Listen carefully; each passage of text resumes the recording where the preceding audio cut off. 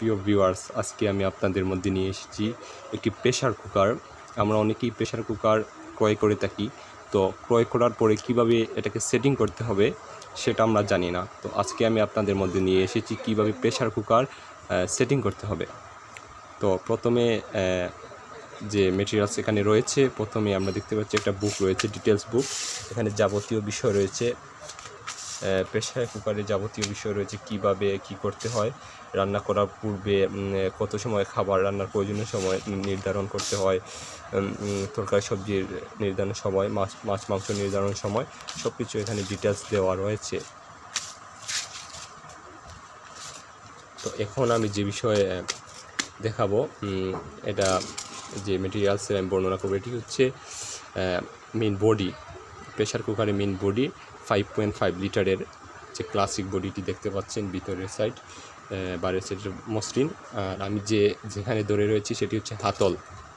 এই দেখেন হাতল, এবং এই স্থানে এই যে এটা হচ্ছে ক্লিপ, এটা আমি পরবর্তী সময় আপনাকে দেখাবো কীভাবে লাগাতে হয়। এবারে যে বিষয়টি দেখাবো সেটি হচ্ছে লিড, যে ডাকনা, এটাকে লিড বলা হয়, লিড। আর এই যেটা কালো রয়েছে এটা গাস্কেট। প্রত্যেক প্রেসার কুকারে দুটি গাস্কেট থাকে, এই যে একটা আমার হাতে, আর আরেকটা এই যে এখানে আমি এখানে লাগাতে হয় গাস্কেটটি। আর এটি হচ্ছে সেফটি বাল্ব। প্রত্যেক প্রেসার কুকারে এটি এক্সট্রা থাকে, আরও একটি এখানে লাগানো থাকে, এই যে দেখছেন এখানে লাগানো থাকে সেফটি বাল্বটি। এবারে যে বিষয়টি দেখাবো সেটি হচ্ছে প্রেসার রেগুলেটর ওয়েট। তো এবারে আমরা কথা না বলে দেখাই কীভাবে এটা সেটিং করতে হয়। প্রথমে আমরা লিডের মধ্যে প্রেসার রেগুলেটর ওয়েটকে একটু জুড়ে বসাবো। এই তো বসে গেছে। তো এবারে কী করতে হবে, আমাদেরকে এটার ভিতরে আড়াআড়ি করে ঢুকাতে হবে। ঢুকালাম,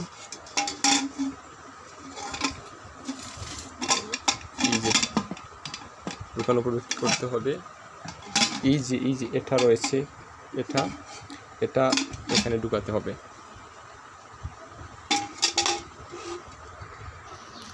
তো এই দেখেন, এটাকে আড়াআড়ি করে ঢুকানোর পর এটাকে কী করতে হবে, এই যে আছে এটার পর একটু হালকা জুড়ে চাপ দেওয়ার পর এই যে এখানে লাগালাম আমরা। এভাবে হয়ে গেল আমার লাগানো। তো আপনারা দেখলেন কিভাবে প্রেসার কুকার সেট করতে হয়। যে কোনো সময় আপনারা এটা আমার এই ভিডিও দেখে প্রেসার কুকার সেট করতে পারবেন। আসলে সত্য কথা হচ্ছে যে আমরা অনেকেই প্রেসার কুকার ক্রয় করার পরে সেটিং করতে আমরা জানি না। তো আজকে আমি আপনাদেরকে দেখালাম কিভাবে সেটিং করতে হয়। ভালো থাকুন, সুস্থ থাকুন। আসসালামু আলাইকুম।